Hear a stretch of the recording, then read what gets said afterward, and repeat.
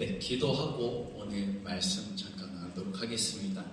하나님 감사합니다. 이 시간 가운데 메마르고 상처받고 불안에 떠는 그 모든 심령들 가운데 우리들의 가장 연약한 그 모든 곳 가운데 우리의 필요를 아시는 하나님께서 이 모든 것들을 말씀으로 다시금 채우시고 하나님의 은혜와 사랑으로 채워지는 이 시간 될 수 있도록 저희와 함께하여 주시옵소서. 이 모든 말씀 예수님의 이름으로 기도드립니다. 아멘.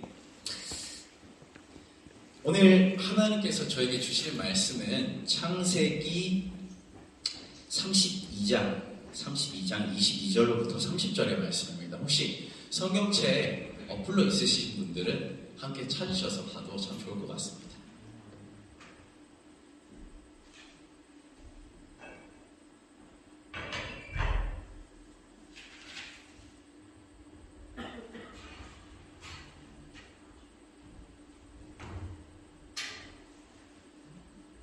네, 다 찾은 줄 알고 저희가 교독하면 좋겠는데요. 한 절씩 교독하신 후에 마지막 절을 저희가 함께 읽도록 하겠습니다. 제가 먼저 읽겠습니다. 밤에 일어나 두 아내와 두 여종과 열한 아들을 인도하여 야복 나루를 건널세. 성경책 어플이 없으신가요? 제가 다 읽어드리도록 하겠습니다. 야곱은 홀로 남았더니 어떤 사람이 날이 새도록 야곱과 씨름하다가 자기가 야곱을 이기지 못함을 보고 그가 야곱의 허벅지 관절을 치매 야곱의 허벅지 관절이 그 사람과 씨름할 때에 어긋났더라. 그가 이르되 날이 새려하니 나로 가게 하라. 야곱이 이르되 당신이 내게 축복하지 아니하면 가게 하지 아니하겠나이다. 그 사람이 그에게 이르되 내 이름이 무엇이냐? 그가 이르되 야곱이니이다. 그가 이르되 내 이름을 다시는 야곱이라 부를 것이 아니요 이스라엘이라 부를 것이니 이는 내가 하나님과 및 사람들과 겨루어 이겼음이라. 야곱이 청하여 이르되 당신의 이름을 알려주소서. 그 사람이 이르되 어찌하여 내 이름을 묻느냐 하고 거기서 야곱에게 축복한지라. 그러므로 야곱이 그곳 이름을 브니엘이라 했으니 그가 이르기를 내가 하나님과 대면하여 보았으나 내 생명이 보존되었다 함이더라. 아멘. 네, 여러분 안녕하세요. 이제 제 소개를 드립니다. 저는 윌러브라는 팀에서 이제 메신저 역할을 하고 있고, 그리고 위클레시아라는 이제 교회에서 이제 합정과 이제 잠실 두 개의 예배 처소가 있는데, 올해부터 이제 개척이 시작돼서 그렇게 또 목회를 하고 있는 이성영 목사라고 합니다. 반갑습니다. 네, 굉장히 차이가 내가 처음 와보는데 어두워가지고 없는 줄 알았어요, 대학교가. 근데 딱 들어오니까 이쁜 불빛이 있는 단지가 보이면서 여기 이렇게 대학교도 있었구나 이렇게 생각하면서 건물들이 너무 이쁘더라고요. 그리고 또 이 강당을 오는데 굉장히 어떤 뭔가 따뜻한 분위기에 뭔가 또 놀랐던 마음이 있었던 것 같습니다. 보니까 굉장히 소수의 또 하나님을 사랑하는 사람들께서 또 이렇게 예배를 또 지켜오면서 이 예배가 진행되어져 왔던 것 같은데, 오늘 이 예배 가운데 정말 그 하나님의 은혜가 우리를 향한 그 하나님의 은혜가 더 충만하기를 바랍니다. 여러분, 오늘 우리가 이곳 가운데 모인 이유가 뭘까요? 저는 오늘 이 모임의 주제가 찬양 예배인 걸로 알고 있습니다. 그렇죠? 여기는 예배를 드리기에 온 곳입니다. 우리가 이곳 가운데 어떤 그 발걸음들에 대한 어떤 질문들을 좀 던져보자면 한번 예측해보기를, 아마 그것은 이 예배 가운데 우리가 얻기를 원하는 것은 아마 우리들의 어떤 인생길에 대한 어떤 고민일 것이고 우리의 꿈일 것이고 또 미래를 향한 전망이고 어떻게 살지에 대한 어떤 목표와 희망을 얻기 위해 아마 모였을 것만 같습니다. 힘을 얻기를 위해 우리가 모인 것 같아요. 맞아요, 여러분? 힘을 얻기를 원하십니까? 네, 힘을 얻기를 원하시는 것 같아요. 근데 아쉽게도 그런 것들에 대한 어떤 방법론적인 것, 내가 어떻게 시간을 쓰고 어떤 시대적인 전망 속에 어느 분야가 유력한지에 대한 정보와는 좀 다릅니다. 저는 35살밖에 안 됐고 제가 전공한 것은 신학이고 저는 교회라는 그 테두리 안에서 사역만 해왔던 사람이라 여러분들에게 훨씬 더 차이가 대해서 여러분들이 하는 어떤 의료적인 어떤 지식과 더불어 여러분들의 어떤 전망에 대해서 제가 얘기하기에는 너무도 부족한 사람인 것이죠. 오히려 여러분들이 저보다 더 많은 경험들이 있고 지혜로우시다면 지혜롭지, 저를 통해서 아마 그런 정보를 얻어가기는 힘들 것 같은 시간일 것 같습니다. 이곳 가운데 좀 답답한 청년들도 많을 것 같습니다. 아직도 무엇을 좋아하는지, 그리고 내가 무엇을 목표 삼아서 이 세상을 살아야 할지. 그래서 이 예배에 오신 그 이유도 분명히 이런 여러 부딪힘을 통해서 무언가를 얻고자 하는 힘을 얻기 위한 모임일 것이라고 저는 생각을 합니다. 힘 얻기 원하지 않는 사람은 없을 것 같아요. 그러나 우리가 좀 더 고민해 봐야 될 것은 더 본질적으로 오늘 우리가 이곳에 모인 이유, 우리가 이 예배란 모임 가운데 얻기를 원하는 무엇을 헤쳐나가는 그 힘은 결국 어떤 내가 이 예배를 통해 이 모든 발버둥을 통해 갑자기 기도를 하는 도중에 말씀을 읽는 도중에 하나님께서 말씀하시는 거예요. 너 이거 해봐라 한번. 너 예배 잘 드렸으니까 너가 이런 정성들을 보이니까 이제 너의 길을 열어주겠다. 아니면 무엇을 해야 할지 명확하게 해야 할지를 어떻게 가르쳐 주신다든지 그런 것과도 또 거리가 멉니다.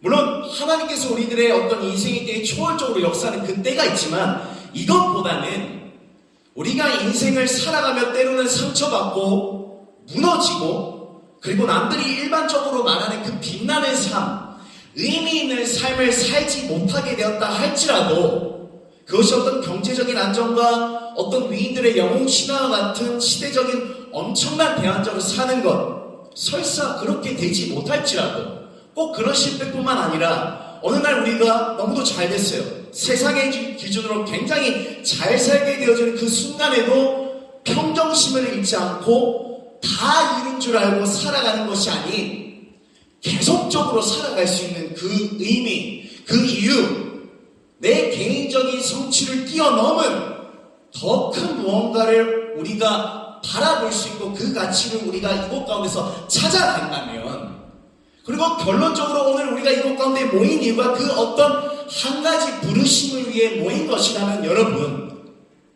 그 가치와 그 의미가 오늘 우리를 살아가게 할 힘과 가치가 되지 않겠습니까? 여러분 오늘 이곳 가운데 왜 오셨습니까? 더 크고 강력한 우리를 이끌고 갈 그 힘을 발견하게 된다면 우리 살아갈 수 있는 힘을 그곳 가운데서 얻지 않겠습니까? 결론적으로 얘기를 드리자면 그것은 결국 우리의 것보다 큰 하나님의 꿈일 것이고 하나님의 꿈을 알기 이전에 우리가 하나님의 사랑을 발견하고 하나님이 어떤 분이신지를 우리가 오늘 이해한다면 오늘 설교 끝입니다. 그냥 나가셔도 괜찮아요. 이제 찬양 굉장히 또 좋게 하다가 제 설교 나가서 되게 여러분 심심하시고 그죠? 뭔 소리 하는지도 잘 모르겠고 그럴 수도 있겠지만 그거 정말 이해하신다면 오늘 설교는 끝입니다. 저는 이 세상을 바라보는 시각을 극단화하면 두 가지로 나뉘어질 수 있다고 생각합니다. 첫 번째는 보이는 것, 들리는 것, 느끼는 것, 맛보는 것 그걸 통해서만 이 세상의 것이 존재한다고 생각하는 것입니다. 바로 이 사고와 이 시각이 가지고 있는 특징은 물질만이 실제한다고 생각하는 그런 시각입니다. 다른 정반대편의 시각은 이것입니다. 물질 너머의 다른 세상을 생각하는 것입니다. 줄여서 말하면 의미를 찾는 노력이라고 할 수 있겠습니다.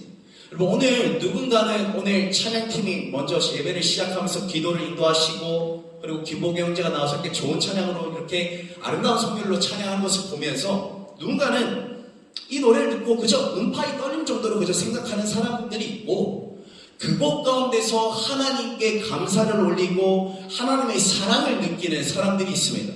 우리는 이 두 가지 부류의 그 시각 중에 어떤 시각을 지니고 살아가는 사람이었습니다. 여러분 분명히 이곳 가운데 크리스천이 아니더라도 만약에 크리스천이라면 성경에서는 분명히 보이지 않는 그 영적인 존재 사단에 대해서 이야기를 합니다. 여러분 사단은 실제할까요? 그냥 판타지 속에서 나오는 어떤 귀신의 이야기일까요? 여러분 이 사탄에 대해서 보이지 않는 그 우리들의 영적인 흐름을 방해하는 이 사탄에 대해서 기독교의 굉장히 유명한 변증가이신 그리고 우리가 너무도 잘 아는 나니아 현대기를 또 적으신 C.S. 루이스 그분이 이렇게 얘기를 합니다. 어떻게 얘기를 하냐면 사단이 오늘날 우리들의 현실을 방해하는 요소들을 어떻게 표현하냐면 사탄은 현실의 체감만을 실제의 삶으로 여기게 만들어 관념적인 것을 소홀히 여기게 만든다. 다시 한번 읽어드릴게요. 사단이 오늘날 우리들을 어떤 식으로 공격을 하냐면 아까 전에 말했던 그 두 가지 부류의 전자였던 그 물질의 시대만이 세계만이 존재한다는 그 체감, 현실의 체감만을 실제의 삶으로 여기에 만들어서 더 이상의 것을 생각하지 못하게끔, 우리가 더 관념적인 것을 생각하지 못하게끔 만드는 것이 바로 오늘날 우리를 향한 사단의 전략이라는 것입니다. 그러므로 오늘 이곳 가운데 온 여러분들께 부탁드리는 것은, 오늘 우리가 느끼는 이 세상을 보이는 것만이 전부라 생각하지 마시고, 그리고 여러분들의 그 힘든 상황 가운데 제가 그 모든 것들을 헤아려 드릴 수 없지만 그 상황에만 집착하지 마시고 그 모든 것을 초월하고 함께 하시는 하나님, 결국엔 우리들의 삶을 선으로 이끄시는 그 하나님을 발견하게 되길 주님의 이름으로 축복합니다. 한번 저를 한번 다 같이 따라해 주십시오. 보이는 게 전부가 아니다. 보이는 게 전부가 아니다. 여러분, 제가 말 듣다 보니까 혹시 제가 좀 서울 사람 같나요? 아니면 제가 어느 지방 사람 같나요? 경상도, 예, 맞아요. 경상도 사람이에요. 그래서 보는 게 전부가 아니다 이렇게 하고 옆에 사람들에게 사투리로 이렇게 좀 말했으면 좋겠어요.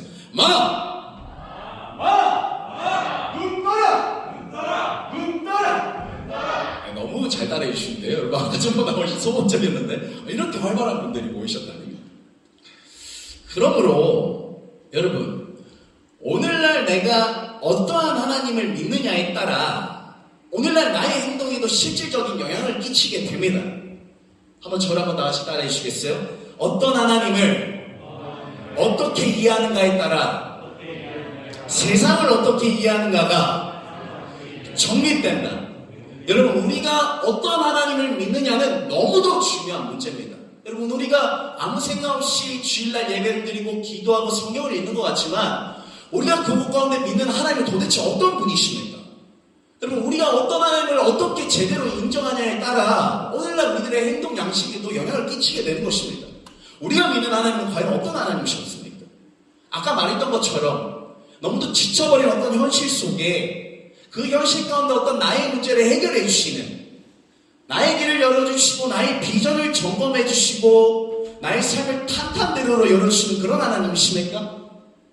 여러분, 저는 오늘날 예수 그리스도를 믿는 우리가 그런 정도의 하나님을 우리가 믿는다면, 여러분, 우리들의 인생 가운데 상황마다 변하고 오락가락하는 그 인생의 길 가운데 그 상황에 집착하는 그 신앙 가운데 우리는 하나님에 대한 신앙에 대한 태도가 늘상 그 움직여지는 그 상황의 순간마다 하나님께 투정하고 이루어지지 않을 때마다 절망하는 우리들의 행동은 변화되어지지 않을 것입니다.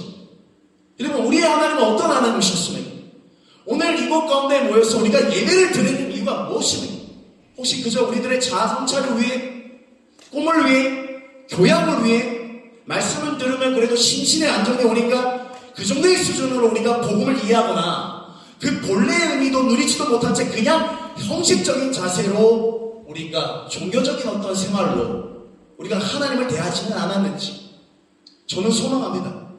우리가 하나님에 대해 모르고 그저 나 자신이 어떤 존재인지에 대해 답을 얻어내지 못한 채로 우리가 예배에 나오는 그런 형식적인 종교 생활로 치부되어지지 않기를 주님의 이름으로 축복합니다.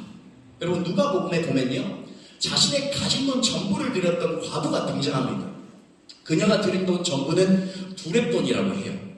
그래서 주님께서 어떤 부자들이 많이 드렸던 그 헌금의 양보다 가진 돈 전부를 드렸던 그녀의 헌신을 굉장히 칭찬을 하십니다.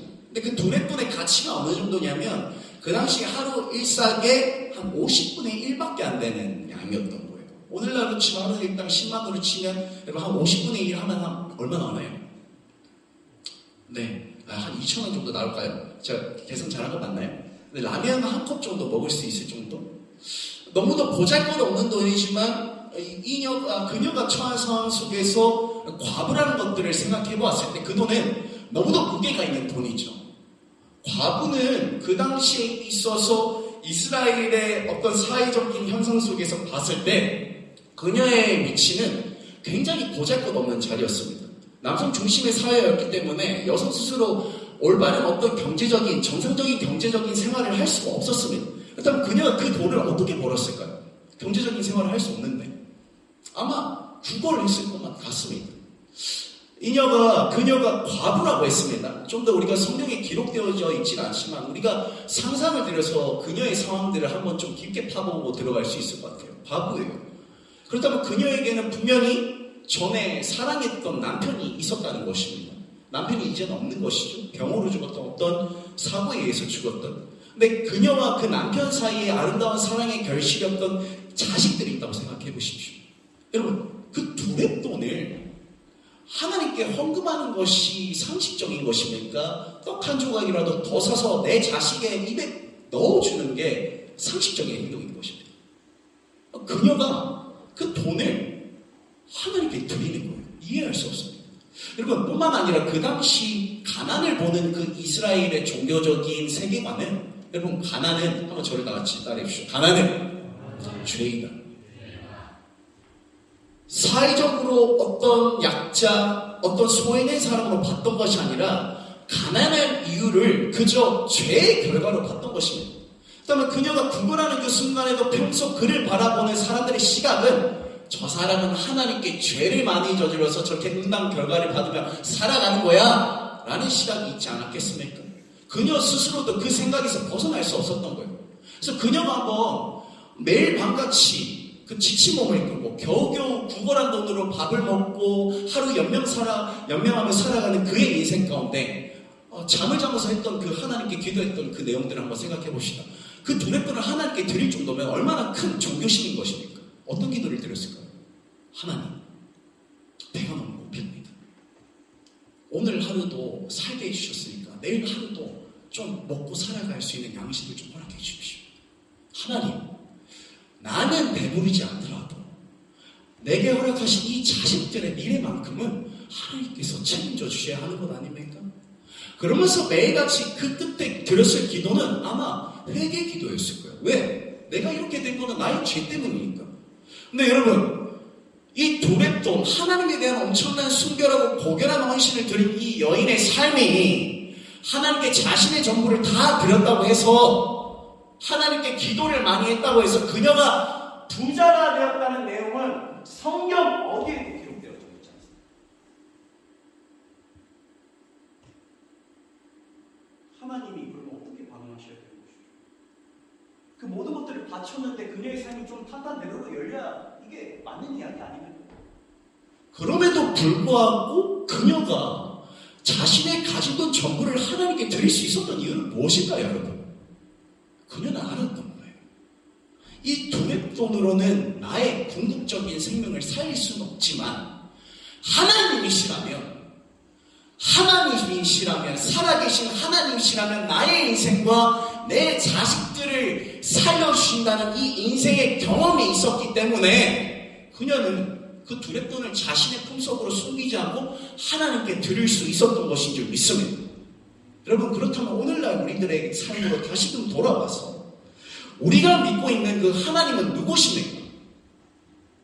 우리가 믿고 있는 그 하나님은 누구십니까? 그저 나에게 엄청난 재물과 영적인 체험과 그 모든 것들이 있을 때만 하나님께서 나에게 역사하시는 것이고, 오늘도 쳇바퀴 굴러가는 그런 일상 속에 나의 삶 가운데 저 초월적인 역사가 느껴지지 않고 몸이 건조한 삶을 하루하루 살아가는 보잘것없는 나의 삶 가운데는 하나님이 계시지 않는 것입니까? 우리들의 하나님은 어떤 하나님이십니까? 여러분, 요한복음 9장에 보면 날 때부터 눈먼 자가 나옵니다. 맹인된 자가 나와요. 제자들이 또 길을 걷다가 주님과 길을 걷다가 이렇게 묻습니다. 주님, 저 날 때부터 맹인된 사람이 저렇게 된 것은 누구의 죄 때문입니까? 또 똑같은 세계관이죠. 죄 때문에 저렇게 됐다고 보는 거예요. 그러나 주님께서 그들이 생각하고 있던 세계관과는 전혀 다른 관점을 얘기하세요. 요한복음 9장 3절에서 이렇게 말씀하십니다.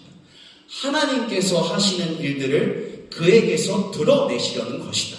아멘.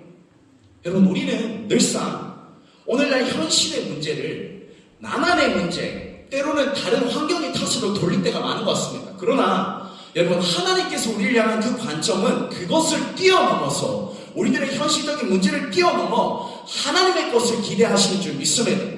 나에게 뭔가 보여져야지만 이것이 가능하다는 그 생각을 치우시고 하나님의 선하심을 믿는 우리가 되어지길 원합니다. 여러분, 이 세상 많은 사람들이 각자가 추구하는 그 가치를 위해서 잘 먹고 잘 사는 것, 때로는 사랑하는 사람들을 위해 자신의 시간과 물질을 쪼개어 살아갑니다. 차이가 대학이라면 사람의 생명을 살리기 위해 모신 분들이 많겠죠. 그런데 정작 그 열심 속에, 그 분주함 가운데 하나님의 마음에 합하기보다는 그저 인간적인 관계와 세상적인 성공으로 만족하려는 스스로를 파멸로 몰아가는 깊은 욕구들로 고통받고 있는 것을 우리는 보게 됩니다. 이 자리에 모이신 여러분, 우리는 너무도 잘 알고 있습니다. 우리가 우리들의 인생 가운데 풍족한 것들로 채운다고 하여서 우리가 좋아하는 것들을 계속적으로 한다고 해서 그것이 정말 우리들 깊은 내면에 있는 그 갈급함들의 그 만족성을 채워줬었습니까? 아니요. 채워지지 않은 걸 우리는 너무도 잘 알고 있습니다. 굳이 어떤 신학적인 것들을 우리가 말하지 않아도 우리는 영적인 존재이기 때문에 어린 적부터 우리가 계속 하고 싶은 것, 내가 하고 싶은 것, 쾌락적인 것들, 뭔가를 이룩한다고 해서 그것이 우리들에게 정말 완벽한 어떤 성취감과 만족감으로 오지 않는다는 것을 우리는 너무도 잘 알고 있지 않습니까? 저는 그 한계를 어릴 적에 빨리 깨우쳤던 것 같아요. 제가 한 7살 때쯤이었어요. 학교 들어가기 전이었죠. 저 목사 같지 않죠. 목사인데 저희 아버지께서 목사님이세요. 그래서 아버지께서 좀 그 신앙 어떤 방식이, 그렇게 교육 방식이 되게 옳지는 않았던 것 같은데, 크리스마스 때가 다가오면 저에게 한 가지 퀘스트를 주십니다. 소영아, 너가 몇 달 남은 기간 동안, 그래서 성탄절 오기 전에 네가 말씀 잘 듣고 예배 잘 드리고 엄마 아빠 시골은 잘하면 하나님께서 산타클로스 할아버지 시켜서 너에게 선물을 주실 거야. 이렇게 하는 거예요. 저는 어떻게 했을까요? 와, 엄마가 부르시면 바로 달려서 시골을 열심히 하고, 예배 드릴 때도 장로님들보다 앞에 가가지고 아버지 말씀할 때 아멘! 아멘! 그렇죠? 네, 결전의 날이 왔어요. 12월 25일 날. 잠에서 딱 일어나고 이렇게 부시시한 눈을 딱 눈을 뜨는데 대기마트에 뭔가 네모난 상자에 있는 거야. 직감이 났어요. 내가 그토록 가지고 싶었던 로봇이구나. 로봇가 진짜 있는 거예요. 혹시 이곳 가운데 30대 있으십니까? 제가 많이 늙었군요. 네. 그랑조라는 로봇이었어요. 변신 로봇인데요. 굉장히 핫했습니다. 저 어릴 때. 그 로봇가 있는 거예요. 근데 7살 정도 됐으니까 제가 어느 정도 이제 꾀가 올라오는 거예요. 그래서 이거는 산타클로스 할아버지 맞고 이거 분명히 아빠 엄마가 이제 내가 너무 이제 열심히 하니까 이렇게 사주셨나 보다라는 생각이 드는 거예요. 그리고 또 한 가지 기특한 마음이 든 게 뭐냐면 이 로봇을 그냥 사주셨으니까 그냥 재밌게 갖고 놀아야겠다 거기서 끝나는 것이 아니라 아빠가 날 사랑해 주셔서 사주셨으니까 이 로봇을 잘 관수하고 잘 관리해야겠다는 생각을 듣게 된 거예요. 가지게 된 거예요. 그래서 화장실 갈 때에도 이 로봇이랑 같이 가서 같이 있고, 목욕할 때도 같이 있고, 똥 쌀 때도 옆에 있고, 잠잘 때도 옆에 있고, 친구 집에 놀러 갈 때도 그 로봇과 갖고. 근데 그렇게 애지중지하던 그 로봇가 방구석에 초라하게 처박히기까지 시간은 며칠밖에 걸리지 않는지 아십니까? 이틀이나 시간밖에 걸리지 않았어요. 그리고 어느새 로봇 만화 영화를 보면서 다른 로봇을 원하는 저의 마음을 눈치채기 시작한 거죠. 여러분, 제가 왜 이 얘기를 할까요? 그저 어릴 적에만 있었던 어떤 실증 증서 같은 증상과 같은 어떤 유치한 추억을 이야기하는 것입니까? 아니요. 저는 35살 먹었고 주의 길을 위해서, 교회를 위해 세우기로, 교회를 위해서 살기로 작정하고 목회자의 길을 걸어가지만 여전히 이 갈급함과 내가 바라는 그 욕망이 나이가 들었음에도 불구하고 여전히 제 안에 있는 것들을 발견하곤 합니다. 여러분, 무슨 말입니까? 우리들 안에는 하나님이 아니면 채워질 수 없는 그 갈급함들이, 목마름들이 누구에게는 존재한다는 것입니다. 여러분, 죄는 우리들에게 확실한 약속을 합니다. 쾌락을 약속해요. 그래서 확실합니다. 빠집니다. 그러나 그 끝에 우리가 세상에 아무리 좋고 좋은 지혜를 추구하면서 살아간다고 하여도 그 끝 가운데 허무가 있다는 것을 우리가 망각해서는 안 될 것입니다. 그렇다면 오늘날 이곳 가운데 모인 우리가 그저 스쳐 지나가는 어떤 세상의 행복감 말고 우리 안에 더 깊은 갈망들이 우리들 안에 있는지를 한번 점검해 보기를 원합니다. 우리들 안에 더 깊은 목마름들이 있습니까? 우리들 안에 어떤 목마름을 가지고 살아가십니까? 저는 이것에 대한 벌써 회의감으로부터 영원한 것에 대해 상상하는 분들이 있다면 정말 축하드리고 싶어요. 여러분, 이곳 가운데 여러분들에게 가장 기쁜 소식, 아까 김복규 형제가 계속적으로 찬양했던 우리의 예배 가운데 계신 그 하나님께서 우리들의 갈급함의 해결에 그 키가 열쇠가 되십니다. 우리가 함께 모여 하나님을 예배하고 그 그리스도를 향한 그 외침을 외칠 때 하나님께서 우리들의 그 깊은 목마름과 아픔들에 반응하시는 줄 믿습니다. 오늘 우리들의 그 수많은 그 갈급함 가운데 결국은 우리가 찾아야 할 그 지점이 하나님이셨으면 좋겠습니다. 인생의 여러 가지 문제와 불안과 떨림 속에서 우리가 찾아야 할 그 궁극적인 대답이 하나님이셨으면 좋겠습니다.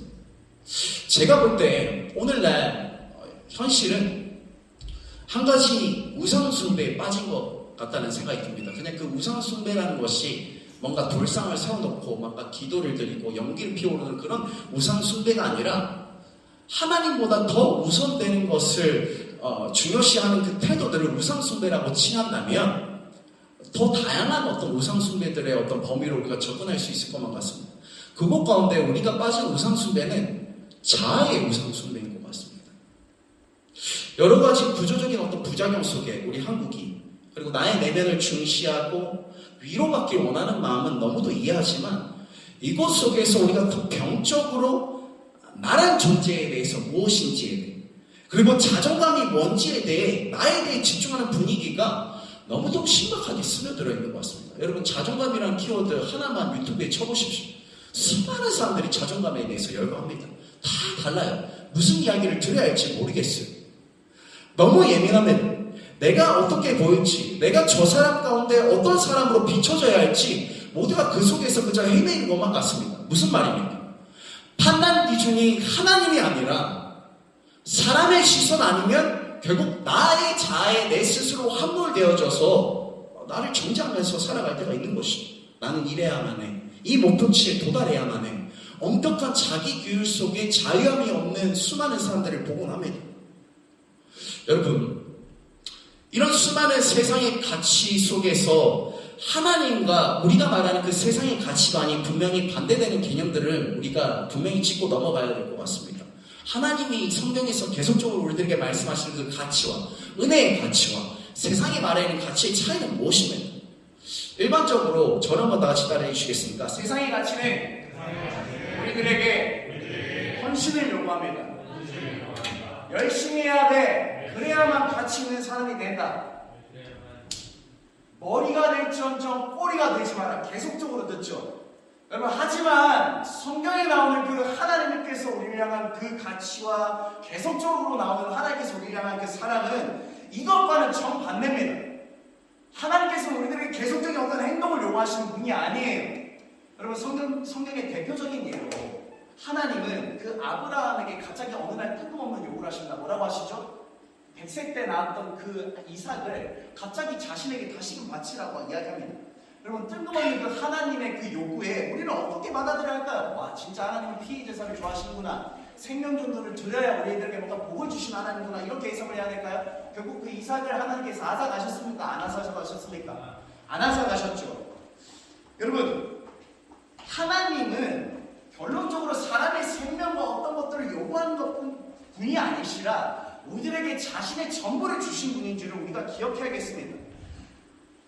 이 당시에도 그 하나님과 이방신의 그 가치가 충돌하는 부분이 있는데요. 하나님은 그 생명을 앗아가지 않으셨습니다. 그러나 이방신 가운데 몰록이라는 신이 존재했습니다. 그 신 가운데는 실질적으로 아이의 그냥 신생아를 그냥 산채로 제물로 드리는 이방신이 존재했다는 말이에요. 뭔 말이에요? 오늘날 이 시대 가운데만 우리에게 뭔가 헌신을 강요하고 뭔가 어떤 능력이 있는 그 사회 속에서 그것을 이룩하지 못하면 그냥 버려지는 그런 세계관의 어떤 악한 그 가치가 이미 그 전에도 있었다는 것입니다. 어떤 이스라엘 고대 가운데 이야기뿐만 아니라 끊임없이 세상의 이방신은 뭔가를 헌신하는 것, 그것이 있어야만 그들에게 복을 준다는 그들의 신앙의 그런 가치가 그들에게 있었던 것이죠. 그러나 기독교의 가치는 무엇입니까, 여러분? 우리들에게 먼저 예배하고 헌금 많이 하고 찬양 많이 하라고 하나님께서 먼저 강조하시는 그런 하나님이 아니시라 우리의 죄를 위해서 우리는 심판받아 마땅한 존재들이지만 우리를 죽기까지 사랑하십니다. 로마서 5장 8절에 우리가 아직 죄인 되었을 때 하나님을 알 수도 없고 볼 수도 없고 사랑할 수도 없던 존재들에게 우리가 아직 죄인 되었을 때 그리스도께서 우리를 위하여 죽으심으로, 사랑할 수 없는 대상을 위하여 죽으심으로 하나님께서 우리에 대한 자기 사랑을 확증하셨느니라 말씀하신 것이 바로 기독교의 가치 아니었습니까?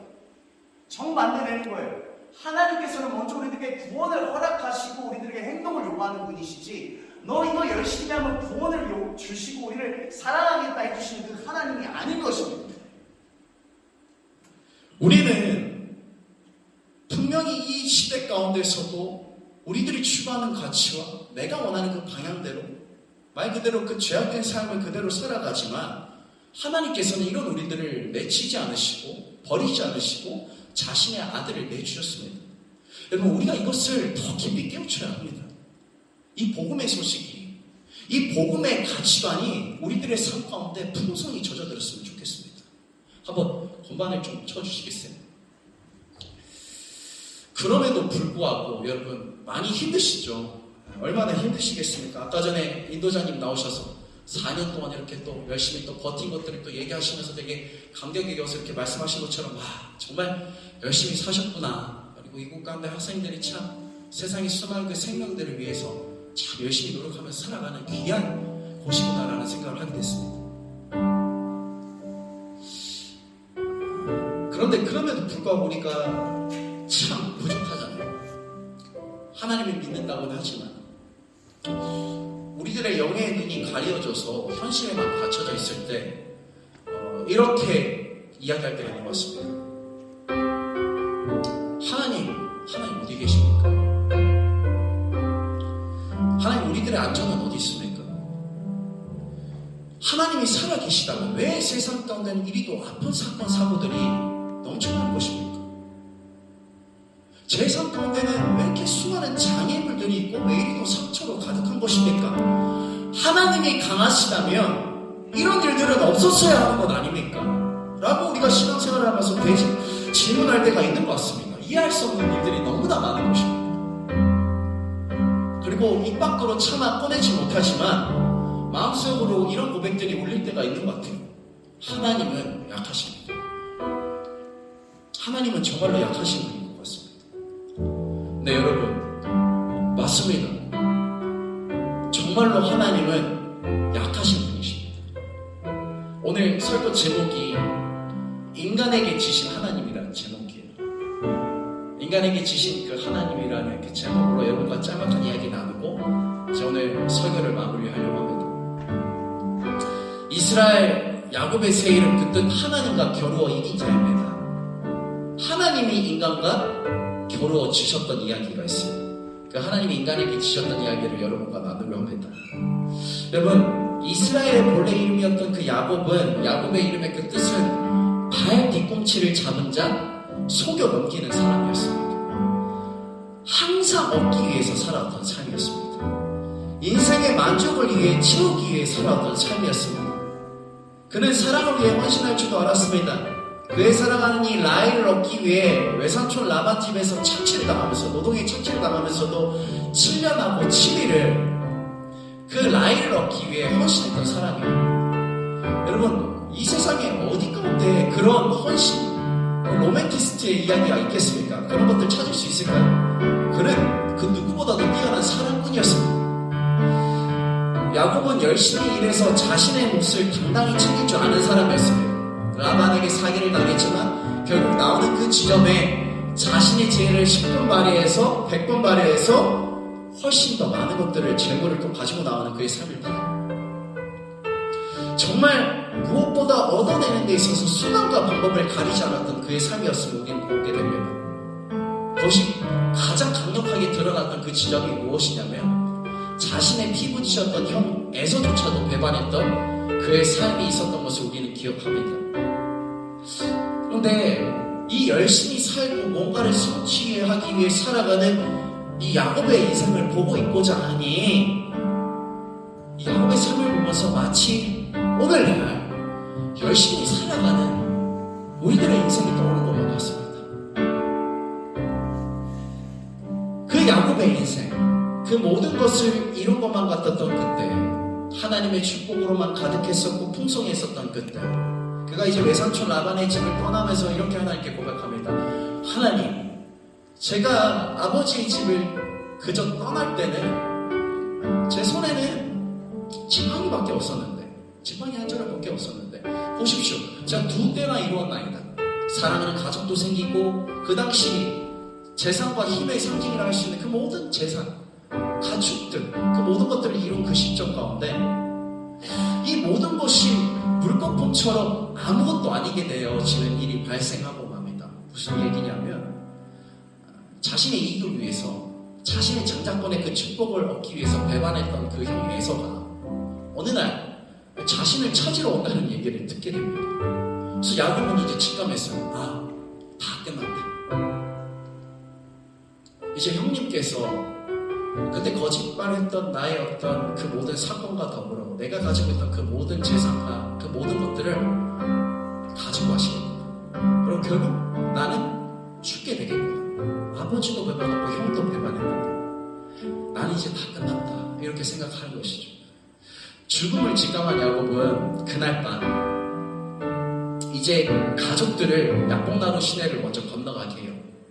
가족들이라도 살려야 된다는 생각으로. 그리고 그곳 가운데 홀로 남습니다. 근심에 사로잡힌 밤이었습니다. 평생 일하며 얻어왔던 재물과 풍요가 자신을 지켜주지 못함을 뼈저리게 느낍니다. 그 사랑하는 그 가족조차도 지금 나의 절망을 이해해주기에는 거리가 너무 멉니다. 그래서 먼저 피신하라고 그냥 보내버리는 것이죠.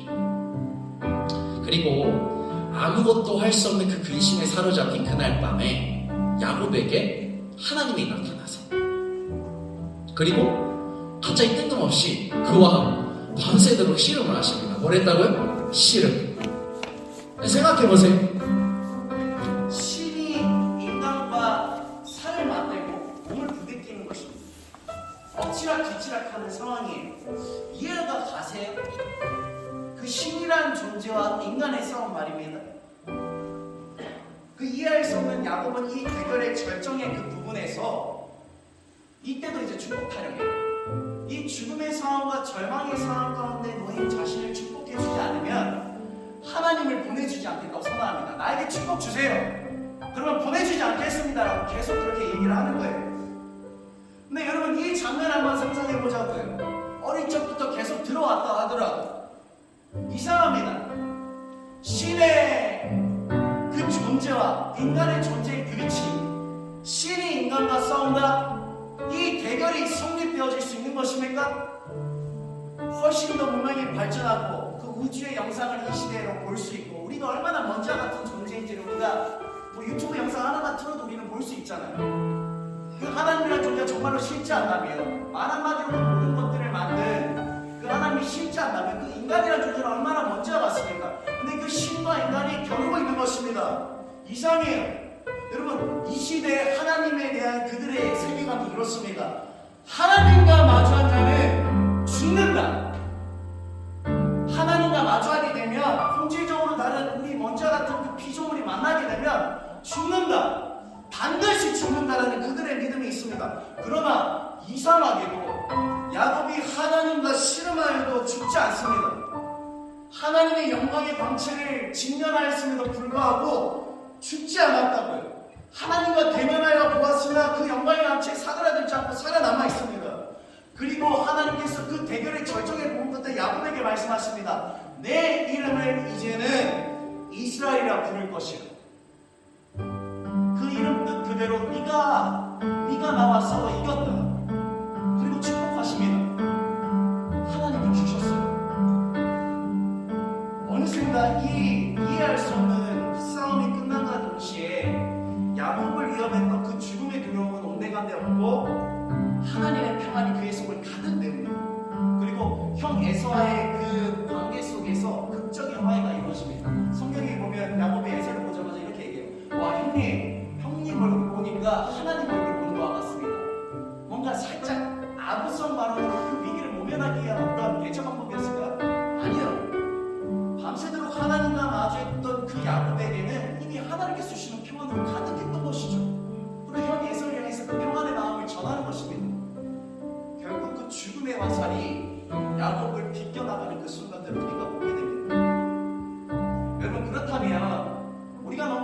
알고 있는 그 이야기 속에서 우리들에게 한번 질문을 던져보았으면 좋겠습니다. 여러분, 정말로 이 이야기는 하나님께서 야곱에게 지신 그 이야기를 기록하고 있는 내용일까요?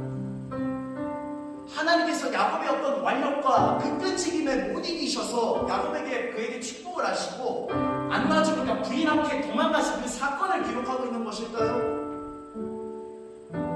아니죠. 하나님이 야곱에게 진 것이 아니라 인생의 절망의 끝에 남겨진 그에게 하나님이 먼저 다가가신 사건이었고, 그 마음속에 고통의 시름 가운데 있는 그 야곱의 시름을 들으시고 하나님께서 먼저 그에게 다가가신 사건이었고, 하나님께서 그 시름이라는 것을 통하여서 그를 어루만지신 사건이었고, 이름 그대로 야곱 그대로 항상 얻기만을 위해 살았던 그에게 새로운 이름을 부여하신 사건 아니었습니까? 여러분, 이 모든 일이 가능했던 이유는 무엇일까요? 하나님께서 저 주셨기 때문에 가능한 일들인 줄 믿습니다. 그렇다면 하나님께서 왜 저 주셨을까요? 그 한낱 먼지와 같은 그 인간, 얍삽한 야곱, 자신의 이익에 위해서만 살았던 그 야곱에게 왜 저 주셨을까요? 사랑하니까. 하나님께서 야곱을 너무도 사랑하셨으니까. 야곱 앞에는 그의 영광과 그의 권위 따위는 필요 없으셨던 거예요. 저 주셔도 상관없으셨던 거예요. 그런데 이 야곱에게 하나님께서 지신 이 사건을 보면 우리들에게 선명하게 떠오르는 또 다른 사건이 있음을 바라보게 됩니다. 하나님이 인간에게 지셨던 그 최정점의 사건, 하나님의 성육신을 떠올립니다.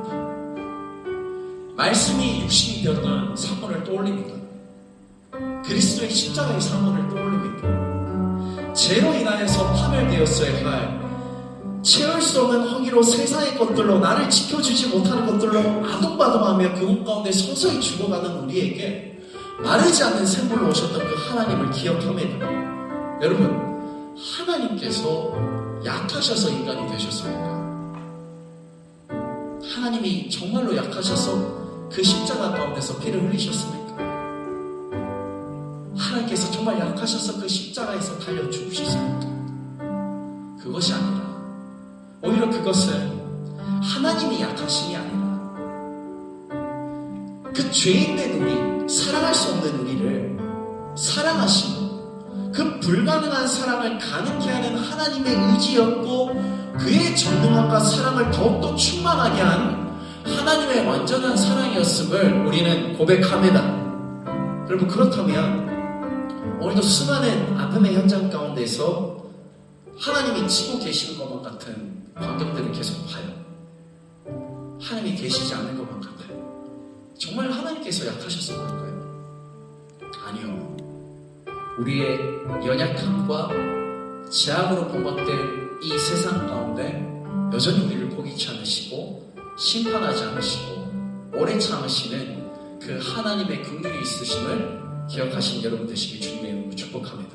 오히려 그곳 가운데서 침묵하시며 아파하시는 하나님의 눈물을 발견하는 저와 여러분 되시길 주님의 이름으로 축복합니다.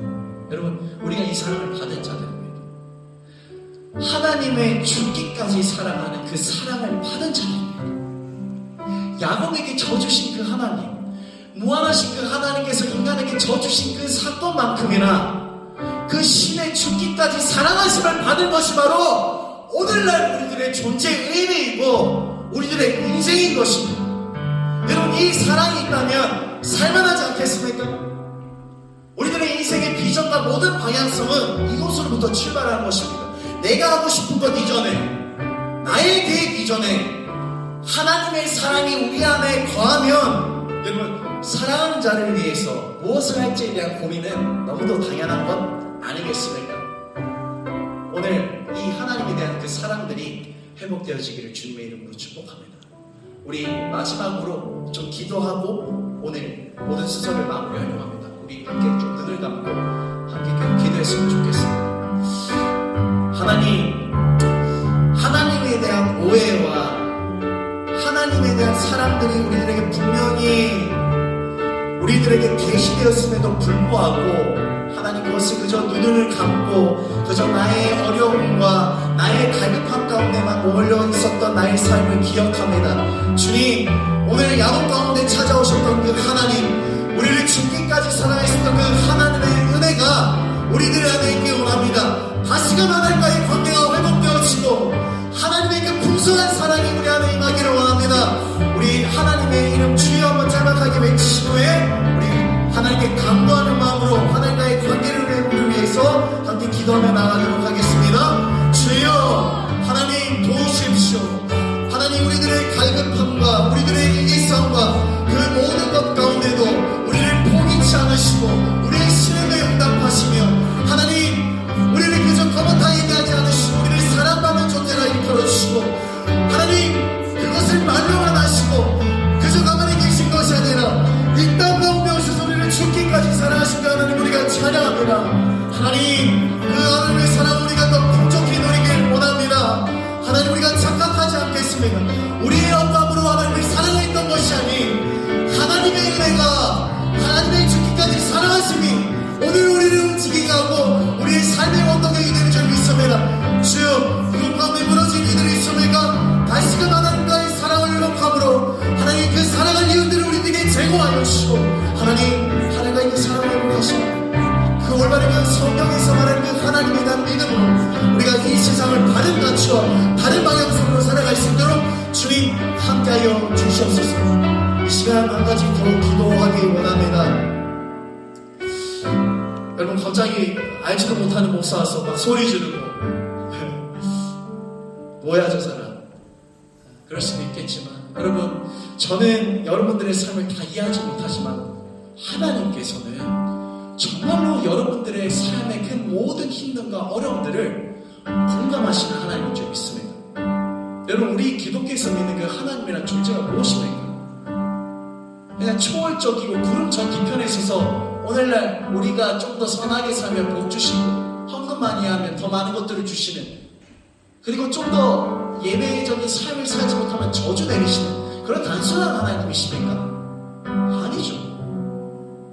하나님께서 오늘날 우리들의 그 모든 아픔의 내용들을 공감하십니다.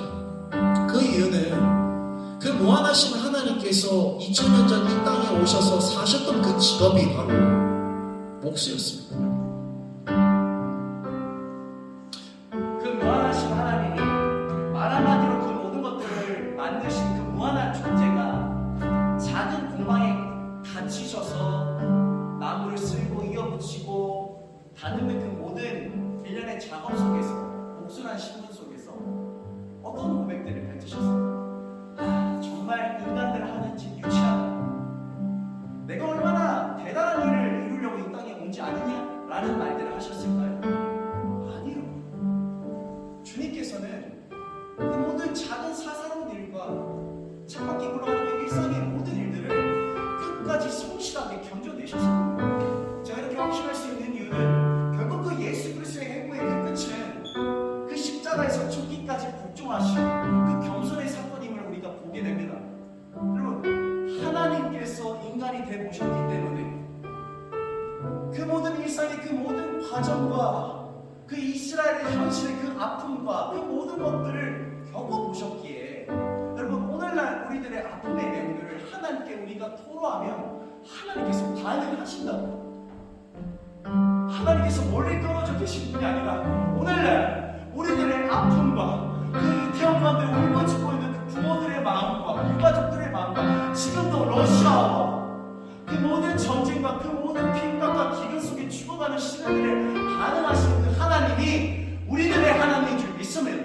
그러므로 이 시간 오늘날 우리들의 아픔을 하나님께 저 토로했으면 좋겠습니다. 하나님 요즘에 저 이런 문제 있습니다. 하나님 너무 힘듭니다. 좀 들어주십시오. 위로해 주십시오. 하나님 살아갈 수 있는 힘을 좀 주십시오. 만약 이 모든 것들을 감당할 수 있는 지혜와 능력을 좀 허락해 주십시오.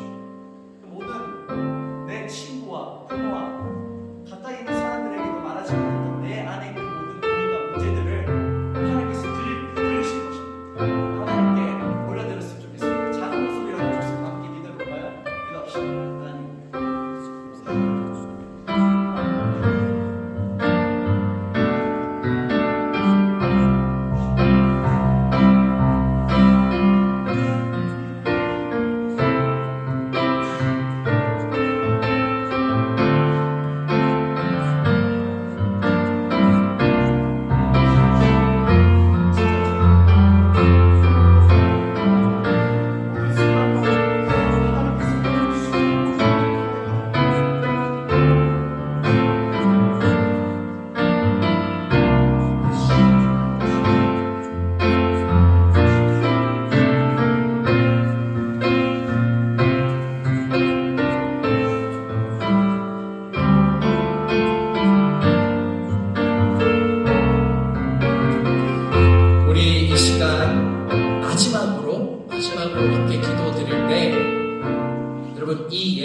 기도합시다. 하나님께서 하나님의 사랑을 통하여서 이 대학교의 그 예배 물씨를 계속 이어가게 하시면 감사드립니다. 주님, 이곳 포천당 가운데, 이 대학 가운데 하나님을 예배하는 이 모임이 끊임없이 진행되어질 수 있도록 주님 우리와 함께 하십시오. 하나님의 사람들을 붙여주시고 이곳 가운데 하나님의 은혜가 넘쳐나서 메마른 그 모든 심령들이 회복되고 살아갈 이유를 찾고 이 예배를 통하여서 하나님께 돌아오는 그 예배가 되게 해달라고 우리 이 예배를 위해서 함께 기도하며 중보하며 나아가도록 하겠습니다. 기도합시다. 하나님 감사합니다. 주여, 이 예배를 통해서 영광 받으신 하나님 찬양합니다. 주님, 이것 가운데 우리들의 예배의 물씨가 하나님을 자각하며 하나님을 잊지 않는 그 믿음의 고백들이 끊이지 않기를 원합니다. 끊임없이 세상의 앞서를 증언하고 하나님 경쟁과 잘 사는 것이 그 모든 것이 하나님 세상의 것이 속에 하나님을 예배하고 하나님으로 인해 채워지는 그 풍성이 기쁘한 날입니다.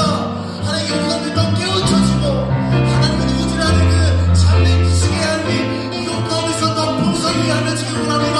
주님, 이 예배를 들어 사용하십시오. 하나님 함께하여 주시고 하나님 붙일 사람들을 붙이시고 섬기는 사람들을 붙이시고 하나님을 사모하는 자들을 하나님께서 남겨주신 자들을 통하여서 이것 가운데 행하실 하나님의 일들을 기억하고 하나님 기대하오니 주여 함께하여 주시옵소서. 지구 가운데 함께 계시는 그 하나님을 우리가 의지하며 나아가오니 하나님 우리의 영광과 사람이 드러나는 그런 자리가 아니라 오로지 하나님만 영광 받으시는 예배, 하나님만 경배고 하나님만 높임 받는 그런 예배, 하나님 그런 예배 되시고 주님 이것 가운데 주의 사랑이 퍼져나갈 수 있도록 이곳 가운데 모인 그 하나님의 자녀들을 통해서 하나님의 사랑이 이 대학 가운데 울려 퍼질 수 있도록 그들의 직장과 그 모든 병원 가운데 울려 퍼질 수 있도록 주여 다시 오늘의 소명을 다시 이곳 가운데서 재정함하고 이 모든 이들이 하나님을 도왔음을 우리가 고백하고 그 모든 은혜를 신 하나님을 찬양할 수 있도록 주여 이 예배 가운데 함께 하십시오.